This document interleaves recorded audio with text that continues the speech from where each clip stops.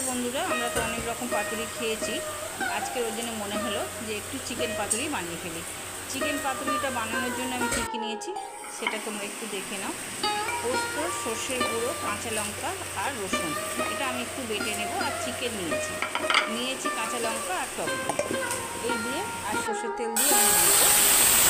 নুন মশলাটার মধ্যে দিয়ে এটাকে আমি খুব ভালো করে পেস্ট বানিয়ে নিলাম। এবার একটা বড় বোল নিয়ে নিলাম, তার মধ্যে পুরো চিকেনটা আমি দিয়ে দিলাম। চিকেনটা ধুয়ে আমি পরিষ্কার করে রেখেছিলাম। দিয়ে দিলাম টক দই, ওর মধ্যে একটু দিলাম গোলমরিচের গুঁড়ো,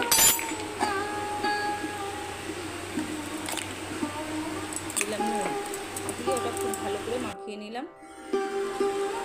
মাখিয়ে নেওয়ার পরে আমি যে মশলাটা রেডি করলাম সেই মশলাটাও দিয়ে খুব ভালো করে মাখিয়ে নেব। দিলাম সর্ষের তেল কিছুটা, ওটা দেখাচ্ছি চিকেন একটু ভালো করে মাখিয়ে আমি আধা ঘন্টার জন্য রেস্টে রেখে দেবো।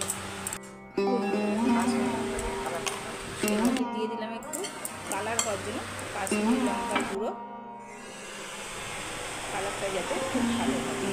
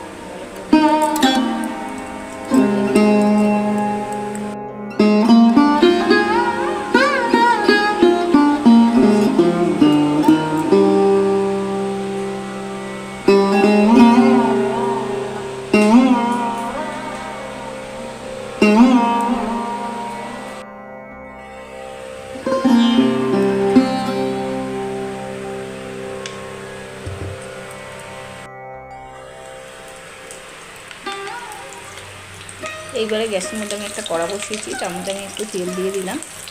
তেলটা গরম অলরেডি হয়ে গেছে। এরপরে আমি পাতা যেগুলো বেটে রেখেছিলাম চিকেন, সেগুলো আমি দিয়ে দেব। দিয়ে ঢাকা দিয়ে এটাকে আমি উল্টে পাল্টে ভেজে নেব।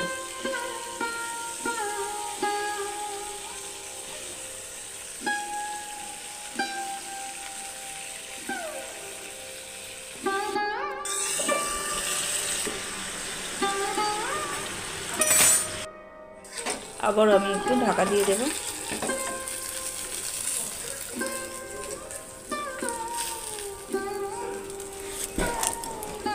চিকেনটা একদম রেডি, দু পিঠটাই দেখছো খুব সুন্দর করে ভাজা হয়ে গেছে। এগুলোকে এবার আমি উঠিয়ে নেব।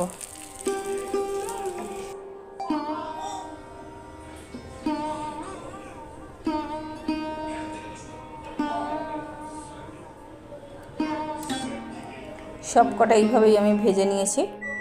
পাতুরি একদম রেডি। এবারে শুধু খাবার পালা, তোমরা দেখতে থাকো, বানিয়ে খেতে থাকো। আমি একটা তোমাদের খুলে দেখাচ্ছি যে কেমন হয়েছে।